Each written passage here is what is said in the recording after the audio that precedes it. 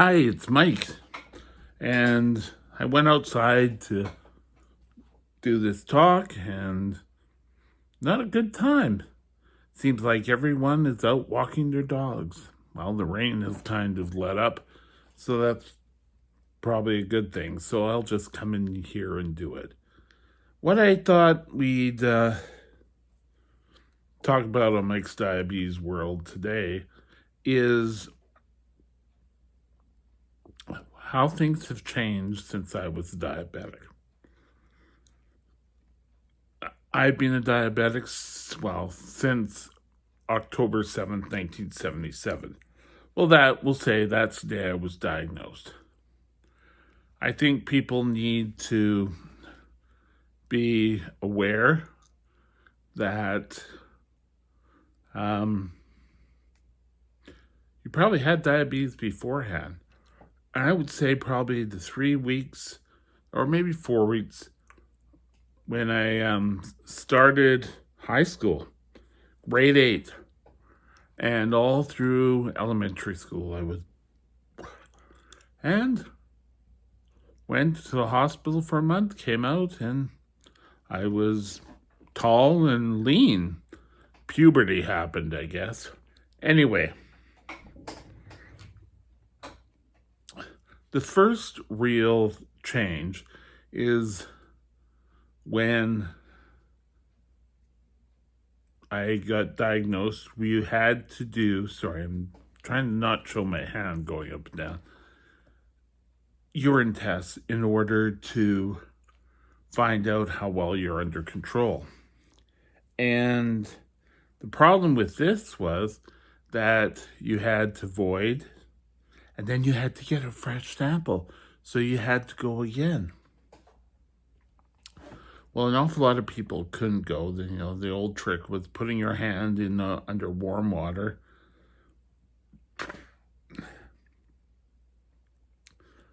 But then came a machine. And I remember I was going to a private school over on the island, Vancouver Island. And it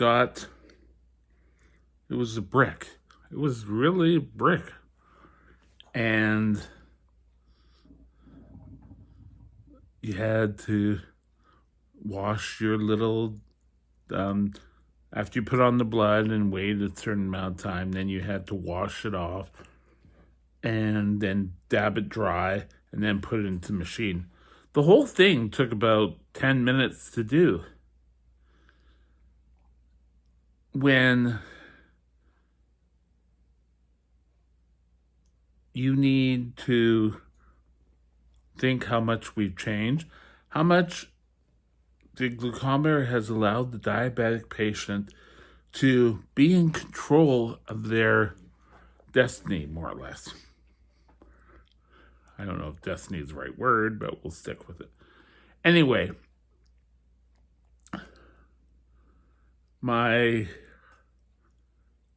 nowadays I take a look at my blood sugar and decide what to do, what I'm not going to do, and can come up with a game plan.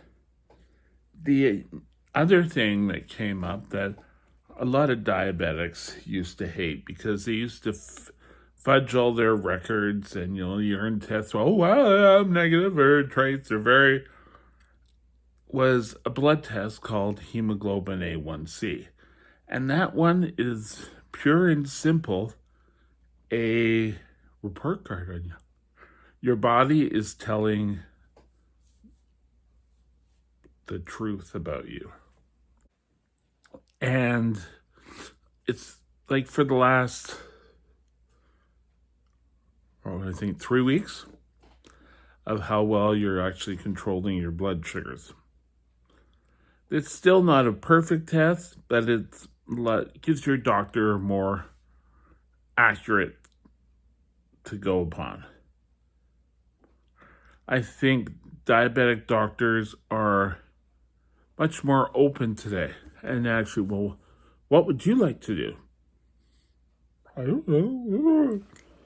So you have to learn and you have to grow. And, being a diabetic today, or a type 1 diabetic, is not the death sentence which it was at one time. There were times when kids would be diagnosed with diabetes and they'd have 6 months to live. So if you're playing games, don't. Because you don't know how lucky you actually have it. With insulin and proper care, you can live a normal life. Sure, there's some doors that are closing to you, but there's a hell of a lot more that you can get up and get going at. Don't feel, oh, well, I can't do anything. I have diabetes. Well, a minute you say that is diabetes is controlling you, and you gotta stop that. Sorry, itch. Dry skin today. You want to make sure that you use all the tools you can to control your body and your blood sugar.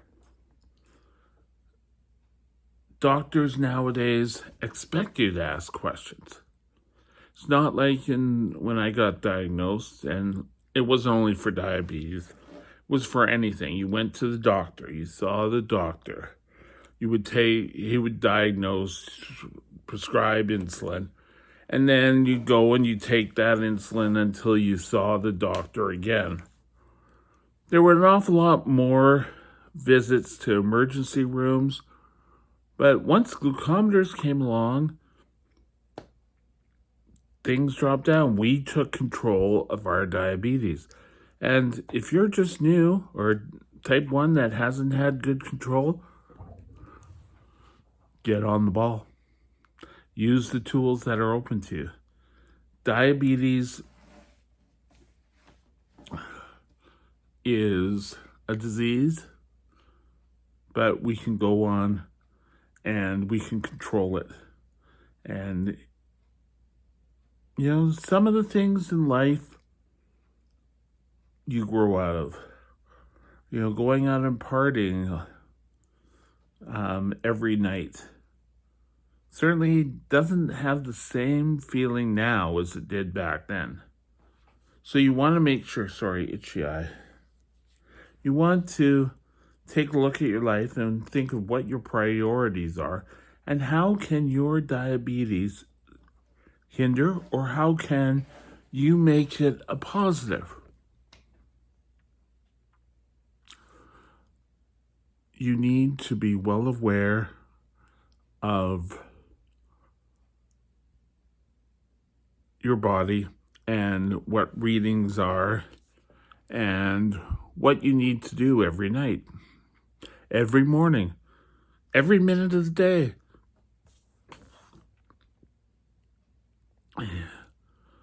I've had people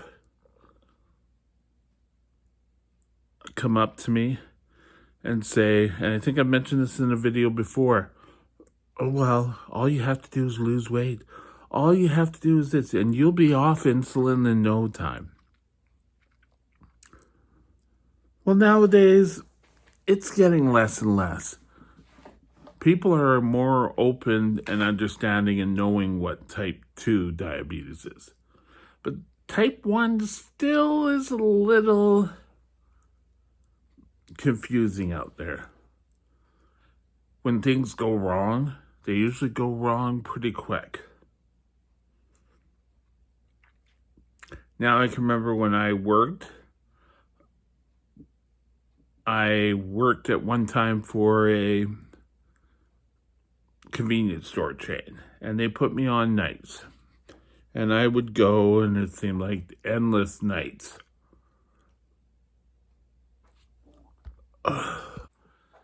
And then I got a note from my doctor saying I couldn't do nights anymore. Well, it didn't help that I worked in a convenience store. You could have all the pop you wanted off a fountain drink at the time, as long as you had your own cup. And I gotta admit, sometimes I would indulge, but a lot of times I was telling people, oh, I'm low, oh, I'm low. And people would say, oh, yeah, you're just using it as an excuse. Well, I think nowadays there has been a shift in parenting. And there was nothing wrong with parenting back then, but nowadays people are more open to teaching their children what to do, what not to do. In a positive light, I went to a time where I hit puberty. Well, that's nothing new for a type 1. And I went through it. And, oh, yeah, I've heard this before. I went through so many classes on diabetes. And now they only seem to do that for type 2.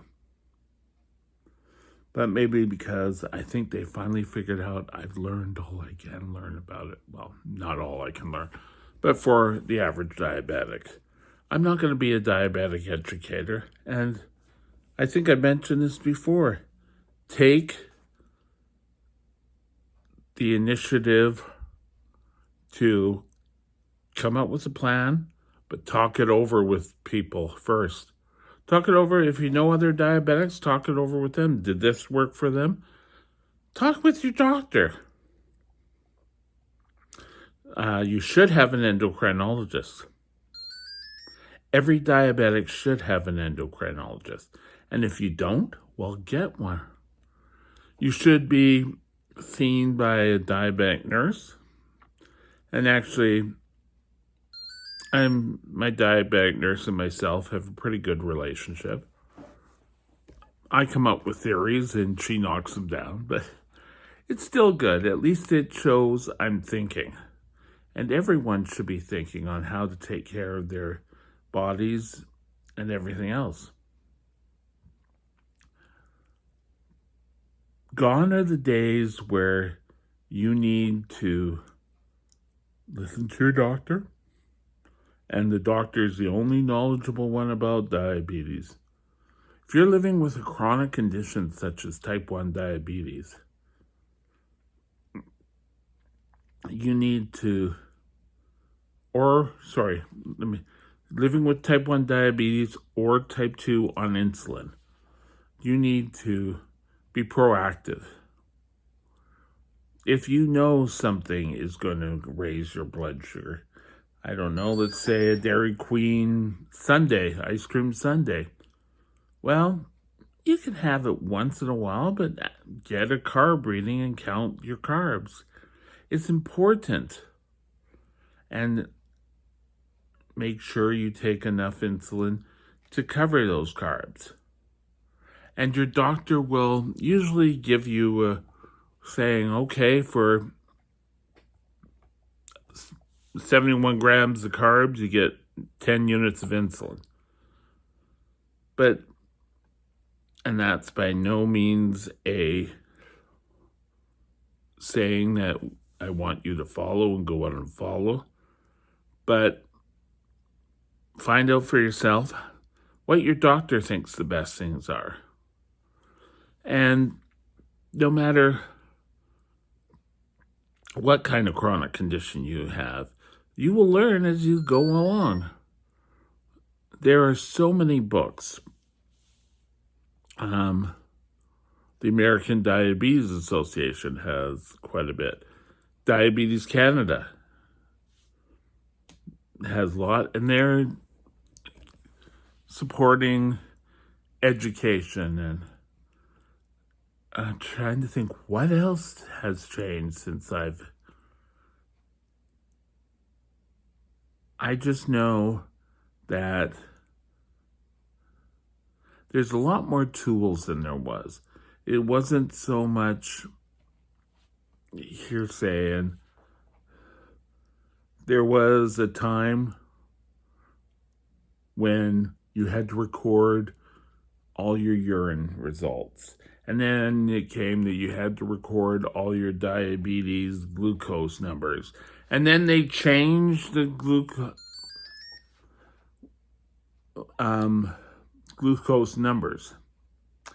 Well, in Canada, we went metric, so they changed it to the metric readings for blood sugars. And that threw everyone for a loop. But now, I think it's pretty well settled down. The gold standard now is that having diabetes, your blood sugars shouldn't be that far off a normal. And I know my hemoglobin A1C, which is the report card, which I talked earlier in this video, is good. I still am up and down and up and down. Who would have thought? But for most of you, just careful planning. If you're going out to a place and you don't know how long you're going to be, well, you should carry snacks or some sort of carbohydrate to cover you if you go low. I know as a kid, I would be heading out and my mother would say, "Oh, do you have sugar?" And I'd say, no, but I've got money. No, it doesn't work that way, guy. You are so compelled, but you are so disoriented when you are low.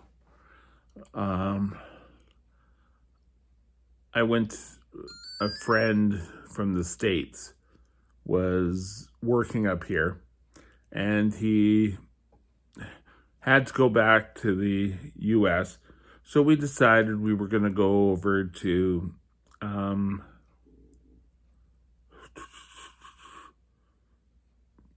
Victoria and see Victoria. And we were going to go and have tea at the Empress and do the whole, Well, throughout the day, there was a lot more walking than I thought there would be. And at that time, I was walking. And we went into, I'm sure a lot of you who know Victoria, there's little miniature shops where you can go in and they have scenes and they put all these scenes together with dolls and whatever. And I went in there and the friends that were with me, one just grabbed me and took me outside and said, "We got to get him sugar." And I got sugar, and I did come around. But I had to also go and get a bottle of aspirin because I had I don't know if it was necessarily a migraine, but I had a bad headache. And a lot of times I do get bad headaches after a severe low. But you need to ensure that you always have something sweet in your pocket. I have Lifesavers. I have a roll of Lifesavers, and I think they say 6 Lifesavers will help. But you have to chew them. I don't know. Every time I have a low and someone gives me candy, I'm sitting there and just, sucking, enjoying the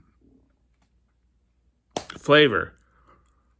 And then someone finally said, "You've got to crunch it. You got to get the sugar into your system." And now I don't do it so much. I think if I'm really kind of tired and half awake and I have a low, I will follow that. Something that came along. When I was diagnosed, I can remember, we got a prescription for a whole bunch of things. And One of them was this thing called glucagon, and it came in a box. It wasn't really a kit, but in these, you would put into your stomach or thigh or whatever when you had a severe low and you weren't responding. Well, I didn't see them for a long time. And then someone said, would you have a glucagon kit?